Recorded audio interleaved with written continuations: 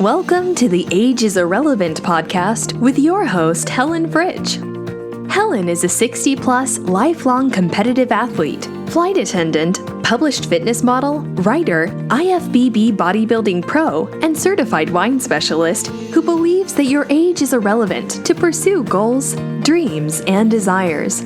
Are you a woman in her 40s, 50s, 60s, and beyond who still has a burning desire to pursue a dream or a passion? Are you thinking about starting a new chapter in your life, but you're hesitant, thinking that you might be too old or just don't know where to begin? The Age is Irrelevant podcast is a podcast devoted to women who want to defy the odds, smash barriers, and redefine happiness and success after 40. It's time to make a difference. There is no need to dread blowing out that added birthday candle every year. A new movement is slowly taking momentum, where being over the hill just isn't relevant anymore. Age labels are being thrown out the window, and women are rediscovering the strength within themselves to make a difference, not only within their own lives, but also touching and inspiring the lives of other women. Join Helen as she and her guests discuss all aspects of aging after 40 and how to make the aging process and those twilight years more rewarding, exciting, and fun. Hello, and welcome to the Age is Irrelevant podcast. I'm your host, Helen Fritsch, and this is episode number 76. Now, today I'm interviewing 61-year-old pro-aging activist, lifestyle model, brand ambassador, influencer, blogger, boxing aficionado, and a cover girl, Gail Gensler. Gail's changing the narrative around aging through fitness and embracing a healthy lifestyle from a real woman's perspective. She embodies the concept that a vibrant, healthy life is achievable regardless of age, that age is a mindset and old is an attitude. And she's here to combat ageism in advertising, particularly with fitness brands and gear, and be an authentic midlife model representing a very powerful demographic.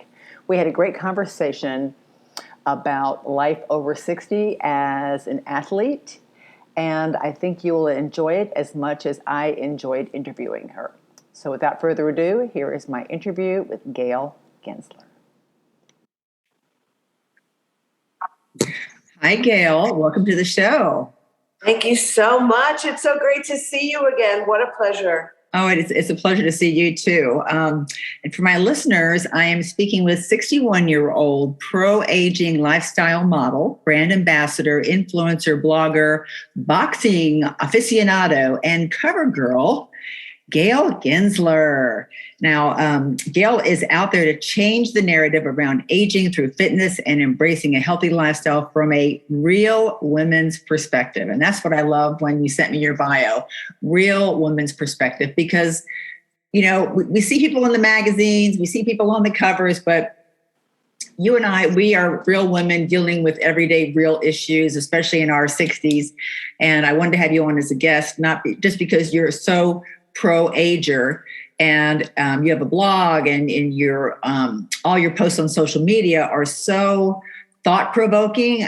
You have a really great way with words. I love, looking at all your posts, and we're going to get into the boxing thing too, because you don't see too many women, kicking butt in the gym as far as boxing is concerned. So, but before we get into all that, I really love to start off in the very beginning. Tell us about where you were born, growing up, were you into fitness, what your family life was like and all that good stuff.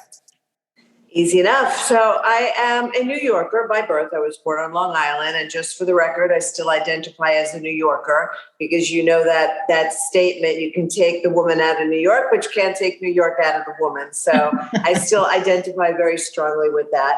I grew up on Long Island. I had two older brothers and incredibly adoring parents. And I would say probably because I did have two brothers who were into sports, and my dad had been into sports. My mom, when she was young, was into sports. It was sort of natural for me. I was always into sports. I was on every team that there was out there. I tried everything. I wasn't particularly good at a lot of things. However, I did excel at certain things. And through my childhood and young teen years, I was on the volleyball team. I was on the tennis team. I was on the kicking team. I went to sleepaway camp every summer. I was very lucky to have the opportunity to do that. I don't know how my parents did that financially, but they did. And I was a star tetherball player. I loved tetherball. Oh my God. We're dating and aging ourselves, but oh my God, we used to have tetherball. We had a tetherball at our house in the backyard. Yes. My God. It. Wow. Thank you for bringing that up. What great memories of tetherball. It is a great memory for me too. I'm so glad it resonated with you as well. And hopefully with some people out there in your audience. But what's interesting, I had once read an article that if you're searching for some sort of a workout to embrace as an adult, it would be prudent to look back and say, what did I enjoy? Hopefully something. What did I enjoy when I was young? And retrospectively, when I look back at all the things that I just named, it is no coincidence that I was drawn to boxing straight away, because those are all, I'm hitting something, I'm using upper body strength. And on the kicking team, well, no kidding, I love to kickbox, right? It all came together in that aha moment. And when people ask me, how do I find something that resonates with me? That's the first thing I say, and I can only cross my fingers that they don't say, well, I hated everything. And then I got to start digging a little bit deeper. But that was my journey. I've always been athletic. It never stopped. I mean, I started going to the gym when that became popular, or I started running early on. And then, you name the gym and I belong to it through the years, whether it was in New York City when I lived there or here in South Florida.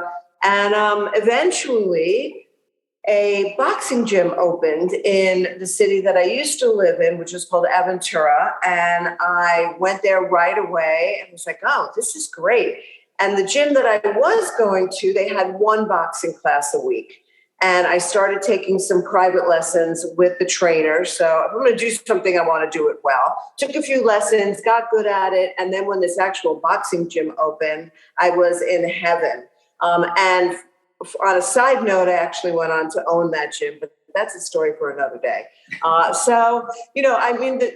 always say I was hooked the minute I took my first boxing class. I knew I had found something that just really, really resonated with my soul and made me happy. And all these years later, it still does. I've been boxing for like 30 years. Wow.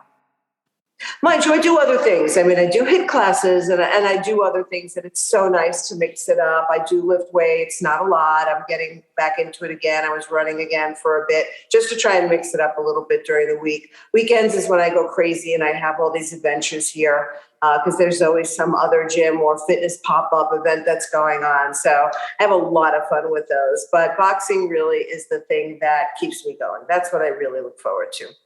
That's awesome. So with you and I being basically, about the same age, I think it'd be fun to go back and talk about when we were in high school. And for example, I was a big athlete in high school myself. And I look back at those times and think how naturally gifted I was as a runner or as an athlete. I just had obviously good genes, but both my parents were athletes. But I remember specifically the football players would have a special place in school, like a special room to work out in as far as lifting weights. And I would always walk by there and look and go, oh gosh, I'd love to go in there and learn how to do that. But I wouldn't dare go into the weight room where all the guys were back then. And then as far as nutrition, the same thing. I ate 3 meals a day, and being a long distance runner, I was 5'9" or 5'10", and I weighed 100 pounds. Now, today, You would look at me and say, oh my God, that poor girl's anorexic. But back then, we didn't know what anorexia was. I was just eating my 3 meals a day and maybe eating some snacks. And I was so miserable and so upset because I was so skinny and so scrawny. But little did I know that I just needed to eat more. Obviously, I couldn't understand why I couldn't gain any weight and blah, blah, blah. But anyway. Well, but think about it, right? So back when we were growing up, the only thing that was of a concern is if somebody was overweight and was interested enough to be conscious of it and be upset by it. Mm-hmm. So I was on the opposite side. I was always a little chunky, wasn't fat, I was a little chunky. So I struggled on the other end, not that it stopped me from doing anything, but what a different environment today where there's such a plethora of information out there. Think about how much we know now. And really, we knew nothing back then. I mean, you knew obviously that sweets were not the best if it wasn't, if you were struggling with your weight a little bit, but you didn't think about how many more calories you needed to consume to actually maintain your body being the amount of physical activity that you were actually doing, right? We didn't have the information like today. I mean, you looked at calories. That was it. Who knew about carbs? Who knew about fat? Who knew about all these things? But all that came at a later date. We were a little early in the game, you and I, Helen. Yeah, that's so true. And I just think about like my dad's family. He grew up in Brooklyn. And so we would always go up to Brooklyn to visit my grandparents, and we would walk into their house and there was the Entenmann's donuts and, all this great food, all the great snacks. And, we would chow down on those pink coconut snowballs and Twinkies and Hostess cupcakes. And those are just staples in our lunch bag. My mother would stick those in our lunch bag every day. So it is amazing. And I'm very, very envious and very jealous of the kids today that have so much, strength and conditioning coaches, nutrition coaches. I mean, even for me, when I first started bodybuilding, I hired a nutrition, coach just to get me on track of, I knew I was eating fairly well, but obviously I wasn't eating still not well enough to, compete. And I have a strength and conditioning coach now. And it's just amazing how lucky we are in that respect. But so you've been boxing for 30 years. So with you being I took kickboxing when I was in that era too. I mean, we all did the step aerobics. We all did jazzercise. Taking classes, I would belong to the Y, and I'd be taking a class every day versus going into the gym and lifting.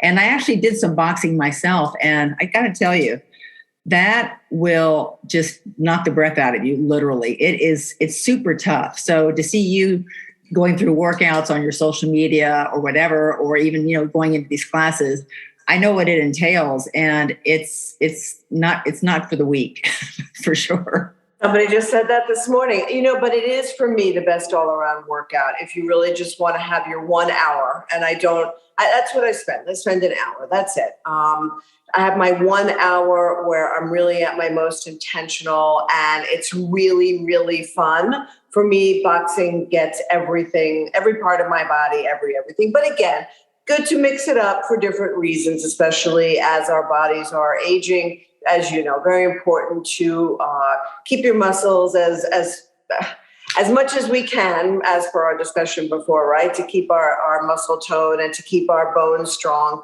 There's certainly a gazillion reasons to mix things up. But boxing for me is just the most fun. And yet I'm not really a huge fan of watching boxing. It's okay. I'm not either. Right. It's just, it's not my vibe. It's not the sport I'm a huge spectator of. But from a workout point of view, for me, it's the most fun. And I do find the people that are in the boxing community here in Miami, most of them are absolutely wonderful. And especially the women that I meet, who of course are younger, but who cares? They're wonderful. They are just a very, very strong community. Everybody's very supportive and wonderful, wonderful. Everybody embraces me, as sort of the elder stateswoman, if you will. But, I love it. I love holding that position. And I love when people tell me that I'm inspiring and motivating and, you're exactly what I want to be as I grow older in my years. And that warms my heart, because that's one of the two reasons that I do what I do on social media. Bravo.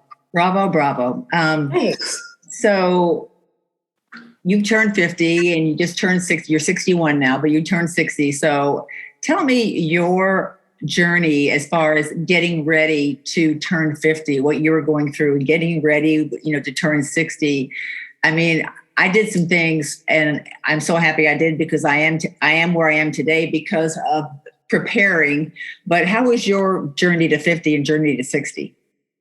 I have no idea because I never stopped to think about it. I just kept on doing me. I've never stopped doing all the things that I've always done. So I don't even give it a thought. I just keep going.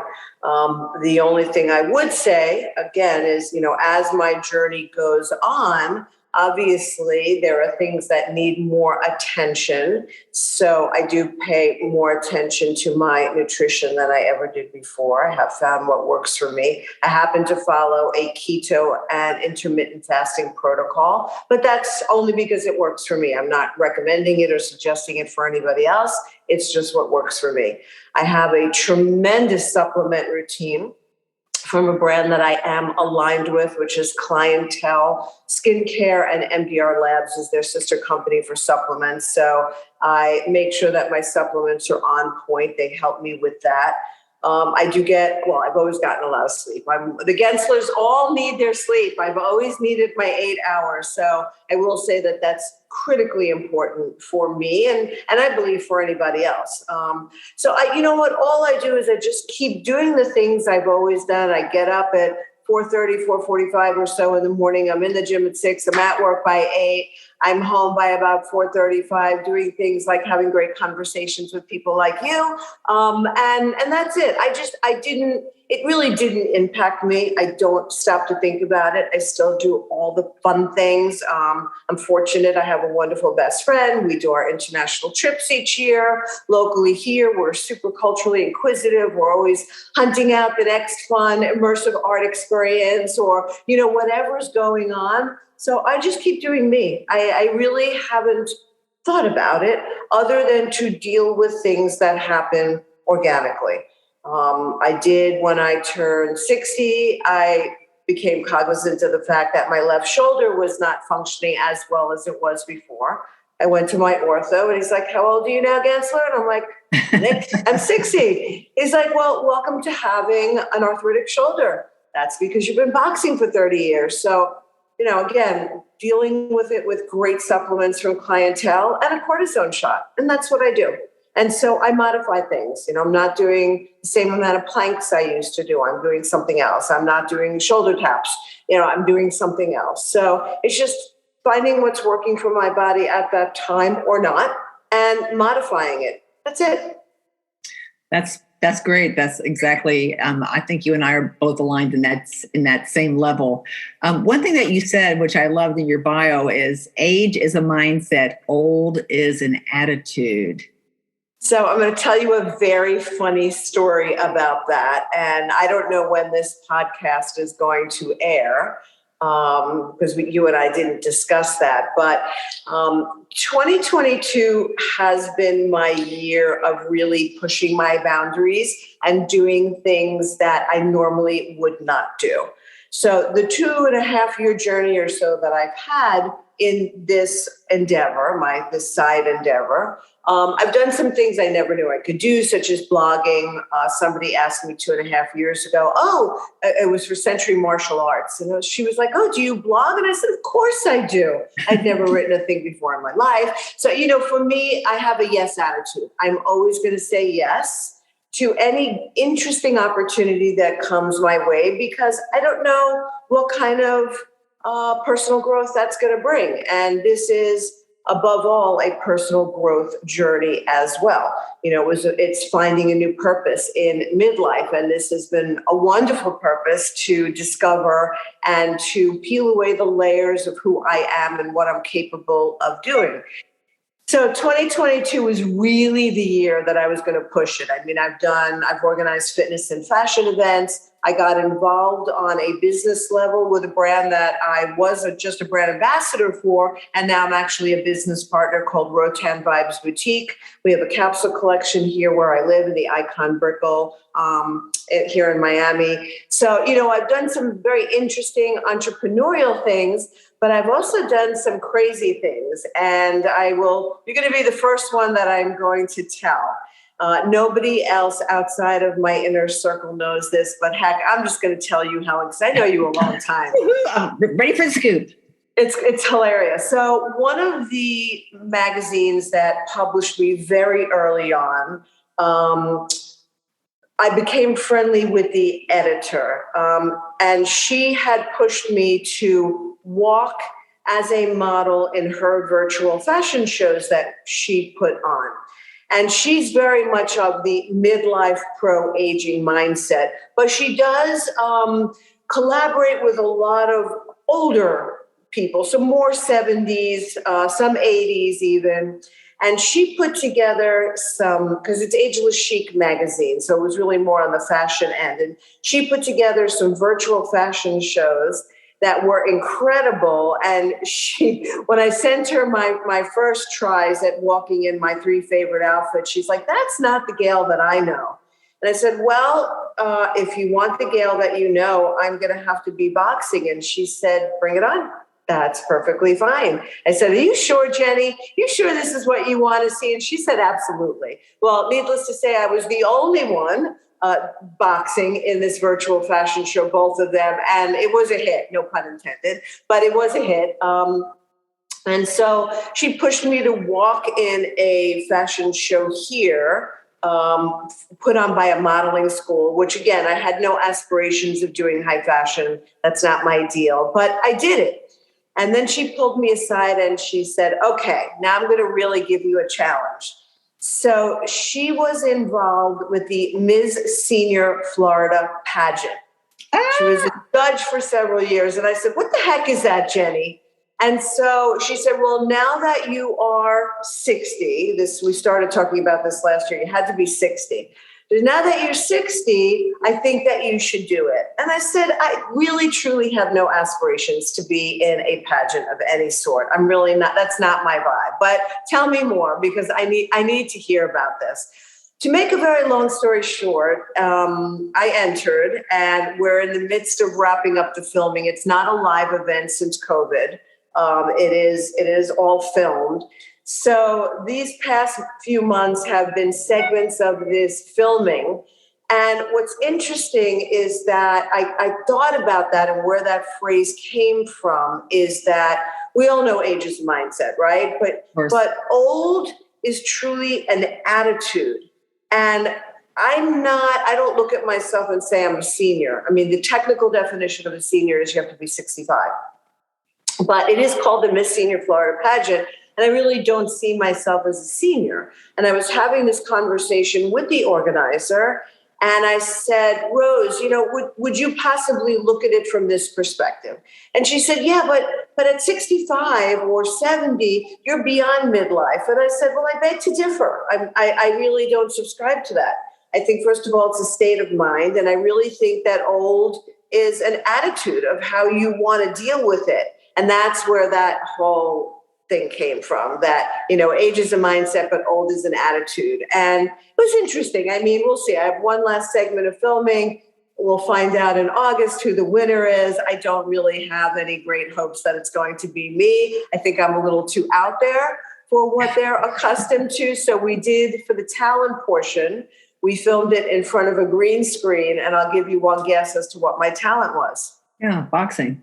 Right, with my coach. Yeah. So, these other women are dancing or playing the piano, which is lovely, right? It's lovely. Yeah. Not unexpected for somebody who's, in their 60s, but there I was boxing. So I don't know that they were really, not sure that these judges are quite ready for Gail Gensler, but I really did it more just to challenge myself and put myself through the experience again for some personal growth. And it does make for a really good story, of which I'm going to write it and post it as a blog on my website, gailgensler.com, when it's all over. So be on the lookout for that one. No, I think it's awesome. And I think I love the whole age is a mindset, old is an attitude, because as a flight attendant, I see hundreds of people, on a daily basis. And so many people my age, women my age, or even younger, who look, 10 years older, and they have an old attitude.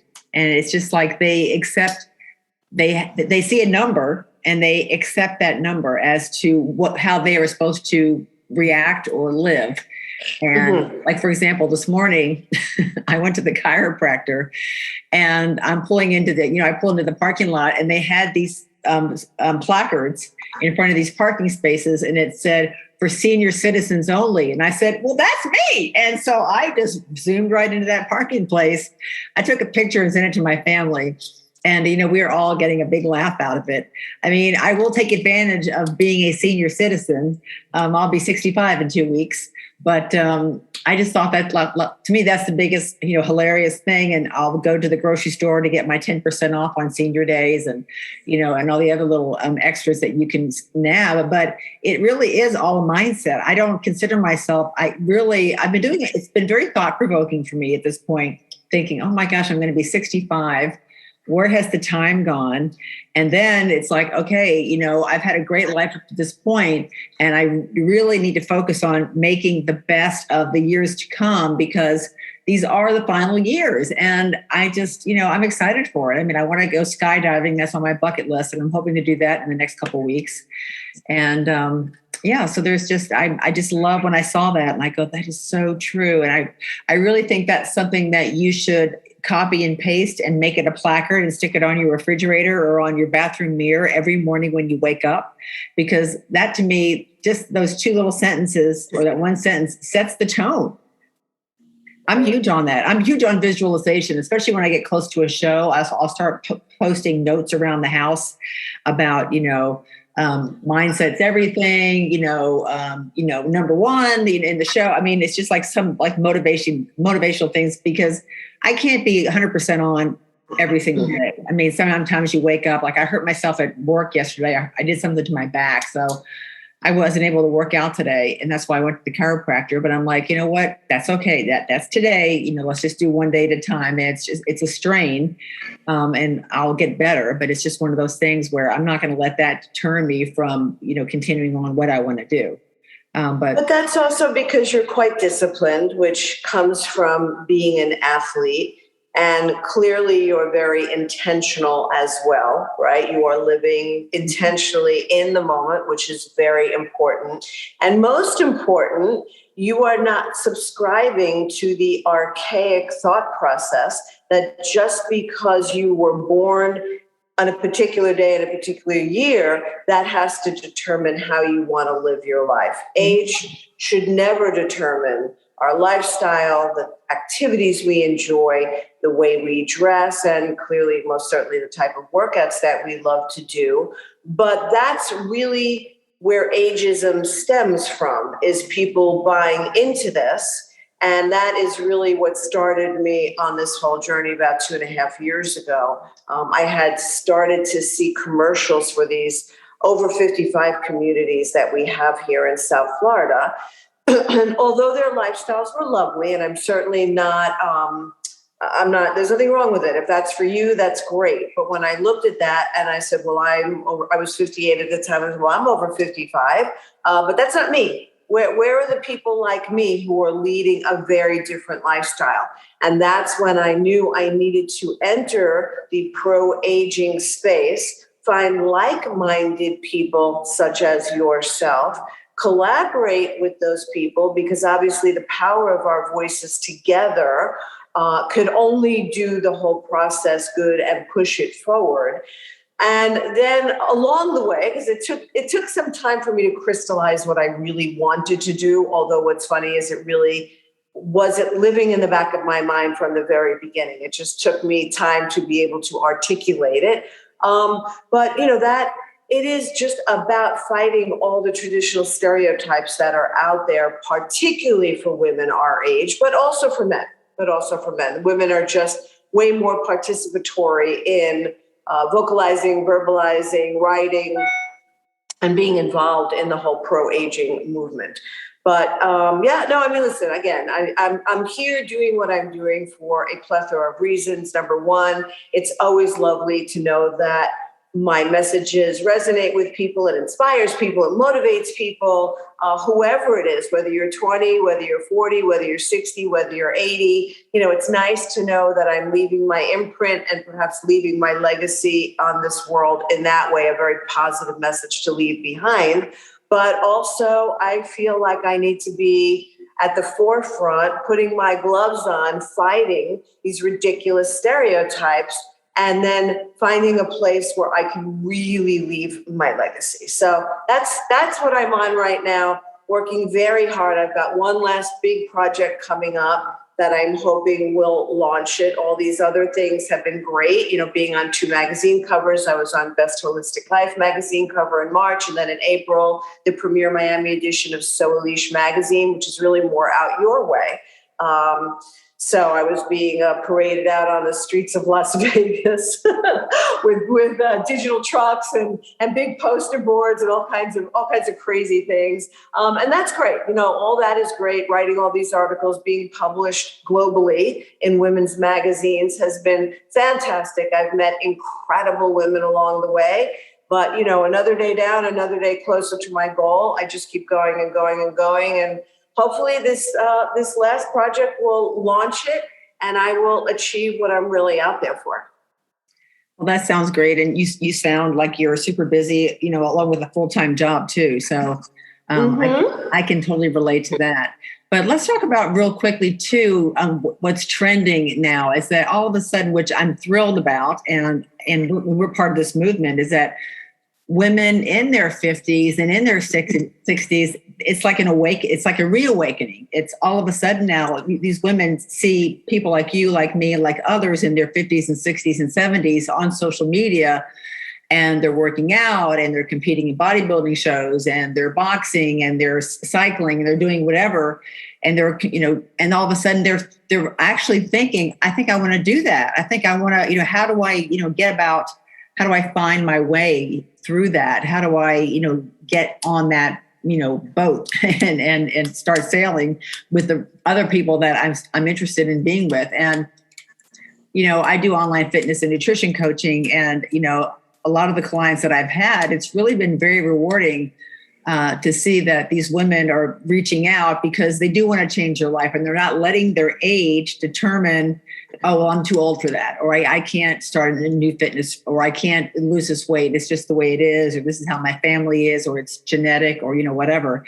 And it's exciting, but it's also at the same time a total 180, because as women, or as people in our 50s, 60s, and 70s, we've become accustomed to certain ways of thinking, and we have certain habits. And especially when it comes to nutrition, a lot of the women that I work with, A, they don't eat enough. B, they're afraid of carbohydrates. And B, they love, junk food. And they also love their wine. And of course, I love my wine too. But it's really hard to get these, some of these habits to, wean them off of them in a slow process, of course.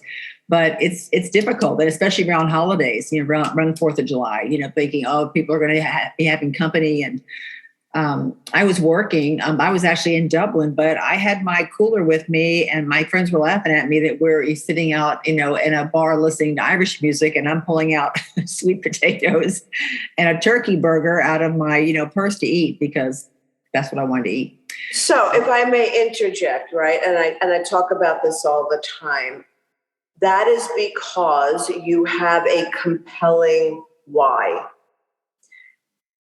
In order to change a habit, especially something that you've always done, there has to be a very compelling reason why you want to all of a sudden change your habits.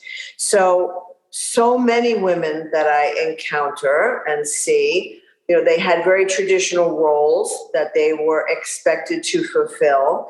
And then they come to this point in their life, in their 50s, 60s, and their kids are gone if they had kids. And maybe they're still married, or many have gotten divorced. And they find themselves, alone, and they're not defined by a stereotypical role anymore. Mm-hmm. And so there becomes this desire to discover themselves. Who am I? So the difference with me is that although I was married, although I have a wondrous daughter who's going to be 26 next month, I never stopped doing me. I never stopped doing me, because I knew that in order for me, for example, to be a great mom and a great role model to my daughter, I needed to be healthy and I needed to be happy on all levels. And so I stuck to the things that made me happy. But it is also important to sit down with yourself and decide why you want to do this. Because if the why is not strong enough, you're not going to change your habit. Whether it's a goal setting, traditional goal setting thing, or just some introspective thought about, you're right, this is the second half of my life and there's more behind me than there is in front of me. And in order to live out the rest of my journey on this planet in the most healthy way possible, the most wonderful way possible, I need to honor and respect my body and take care of myself. Otherwise, you're throwing it to chance that maybe, you will last well or you won't last well. I happen to have great genes. My grandparents, they should rest in peace, 97 and 94 and very healthy. Wow. My parents, 92 and 90 and really healthy. So I happen to have good genes, knock on wood. I hope I retain that. But why would I not want to put the odds on my side? Why would I want to do anything to potentially stop me from living out my years in the best way possible, if for no other reason than to never be a burden to my daughter? I don't ever want to be a burden to my Lauren. Again, I have my own personal whys. Everybody finds their own compelling whys of what it is that they want to do with this portion of their life, or they don't. And that's okay too, because if you don't, that's fine. If you're happy and you're comfortable where you're at, that's perfectly fine. That's never been my personality. I've always strived to know more, be better, challenge myself. I ran into a woman. I was shopping with the bestie on the weekend, and I ran into a woman from Equinox that I used to work out with many, many years ago. And she said, "I recognize you." And she's like, "Do you still work out as hard as you used to?" She said, "Because I'm paying the price for all that. My body is falling apart and I don't feel." And I just looked at her and I said, "I actually work out harder than I ever did before." And she looked at me and I said, "Well, you asked and I'm telling you, I don't stop doing me." But again, with modifications, taking into consideration things like an arthritic shoulder, which right now is fine.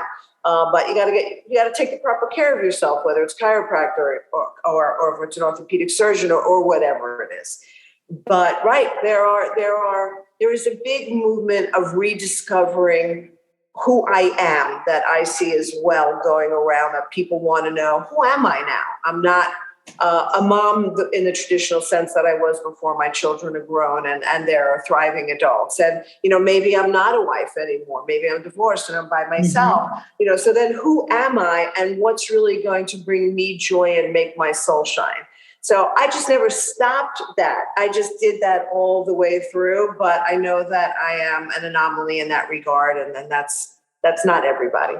No, you're right. I think you're 100% right, because I think most women, sacrifice that for their families. And then once they become empty nesters, then they're like, well, what do I do now?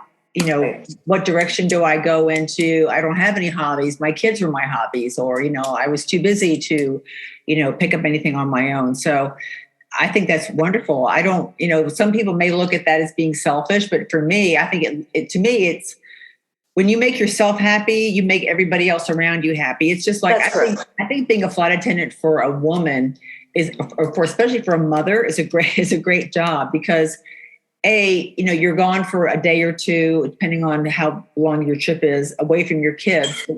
So you have time to be with your friends. You have time to be on your own. You can sleep, do whatever you want.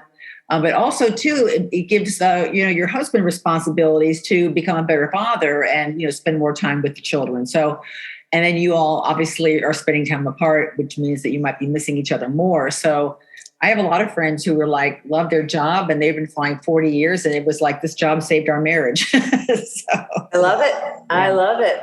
Right. Well, but that's again, everybody's journey is different. But when people do bring up this very topic that we're discussing, I can only tell them what drives me. And I just posted something, in fact, and I talked about, don't ever let anybody tell you that you're too old or it's too late. As long as you have your ambitions, your energy, your drive, and obviously your good health can shine on, do whatever you want. There's a gazillion things out there for you to discover that, maybe you didn't have the time before, or, maybe it wasn't interesting at that time, but it is important and interesting now. So that's just my take on that. No, and I agree. And I think, what's great about social media today too, and I'm sure this happens to you, but I'll have a lot of women reach out to me through DMs, asking me questions or asking for recommendations. And I love it. And I respond, and I think they're surprised, like, oh, thank you so much for responding. But I'm like, I'm such a supporter of women as far as getting into fitness and, being the best version of themselves, especially, now in the, second chapter, but for me, it's like the best chapter. So I think it's great. And I think it's wonderful for all of us be able to see other women our age, because it wasn't like that years and years ago. And so it's like now society is being much more accepting and much more forgiving as far as opening up that whole scenario to all ages, all sizes, all types, all, somewhat, all ethnicities.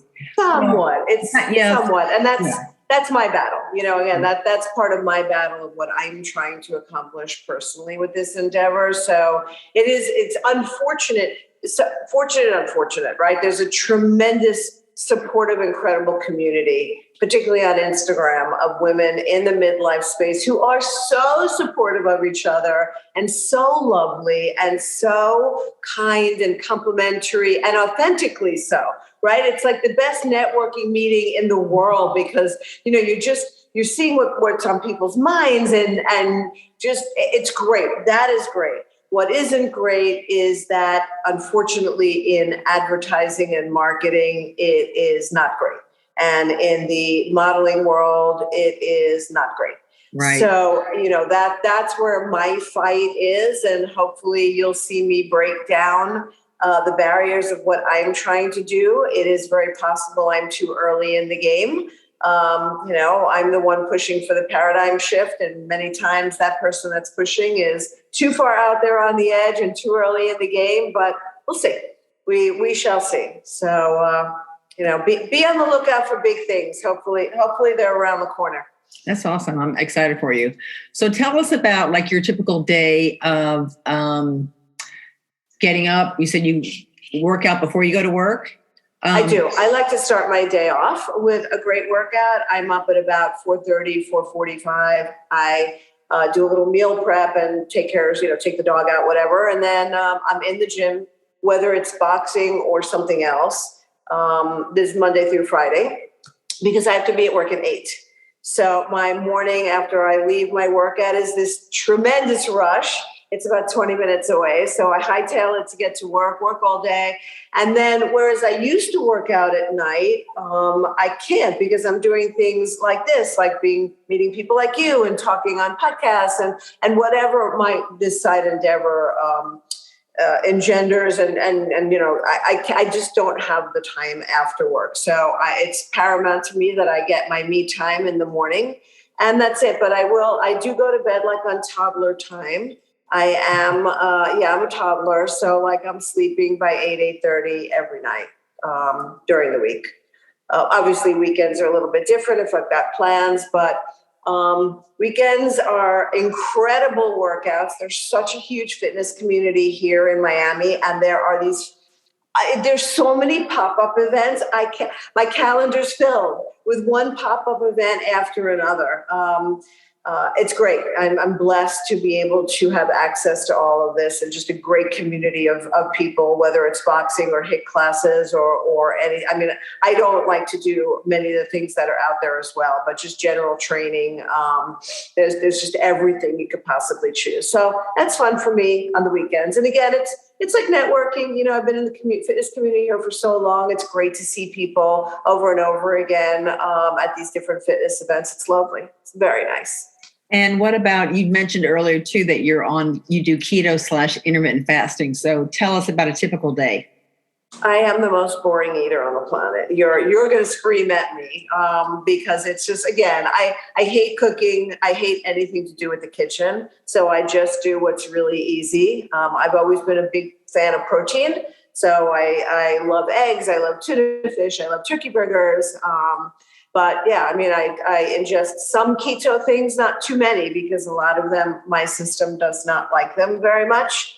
But I did find that for me, as I got older, my system became much more sensitive to certain foods that I loved, particularly cruciferous vegetables. They don't love me anymore. They have unpleasant side effects. We'll leave it at that. I had to I stripped everything out and introduced things one by one to see what was really causing my body to become inflamed. And sadly, it was things like cauliflower and broccoli and Brussels sprouts and all those things I love, but no great surprise. Those cruciferous vegetables don't generally love, and dairy and things like that. My body doesn't tolerate it. So I've changed what I do, but that's it. I eat from 8 in the morning until the latest 3 in the afternoon, and I'm done. That's it. Yeah. But I'm very boring. I'm a very boring eater. I watch you when you're talking about, you're counting your macros and you're making all these fantastic things. And I'm looking and going, not for me. I just want to do the minimal stuff I can do to fuel my body and enjoy the taste of it. And that's what I do. I can't bear the kitchen. I'll come and clean. I'm a ninja with cleaning because to me, it's like a workout, but cooking, no, I'll take a hard pass on that one. That's funny. Yeah. I like to cook in bulk and because I'm one of those grab and goes, but I'm a boring eater too. I eat a lot of the same things, over, the same things day in and day out. I'm pretty consistent because I have a lot of food sensitivities now too. When I turned 55, my stomach started disagreeing with things, and I'm having a really hard time right now with my digestion and bloating too. So it's just, I could recommend some good supplements for that, by the way. We could talk about that after from clientele. Yeah, there's some things. But yes, you know what? It's natural. All women that I talk to, our contemporary, we all have the same issues with the bloating. It's very hard. It's very hard to avoid that, unfortunately. And if it's not food, it's hormones, balance, right, like that. So it's just... I'm trying to battle this, and I'm actually starting with a new naturopath here shortly. So hopefully we'll be able to resolve some stuff. But anyway, if anybody wants to get a hold of you or follow you on social media, how do they go about doing that? So my new account, because at the end of last year, my old lovely account was hacked, which was a very unpleasant experience. And I was unable to get it back because truly these social media platforms don't care. They don't. So I started a new account in 2022, and it is Gail Gensler Official. So you can find me on Instagram, Gail Gensler Official, and I would so appreciate the follow because, again, after getting hacked, I obviously needed to start the journey all over again. On Facebook, same thing, Gail Gensler. On LinkedIn, same thing, Gail Gensler. I dabble in TikTok. I'm not a huge fan, but Gail Gensler there too. And then I do have a website, which is gailgensler.com. And that's where you can find all the articles that I've written and see all the magazines that I've been published in.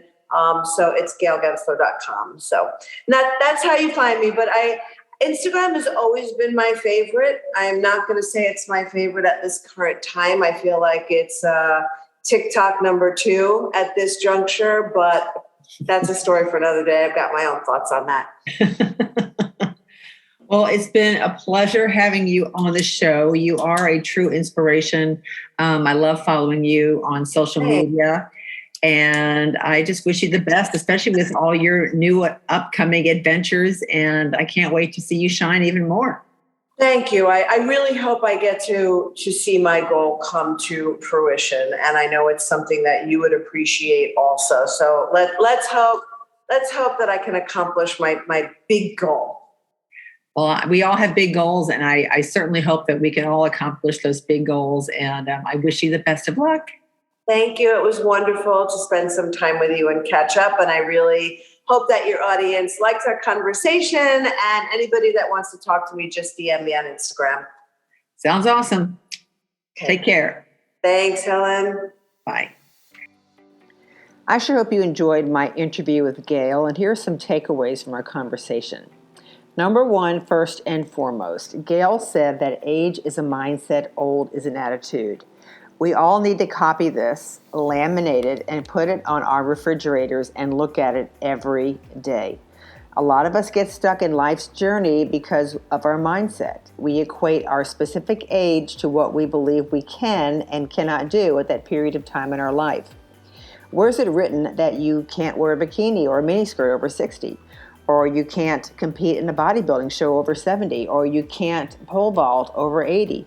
I know women who wear bikinis and miniskirts over 60, compete in bodybuilding shows over 70, and pole vault over 80. Now, how are they doing this? Well, it's all mindset, sisters.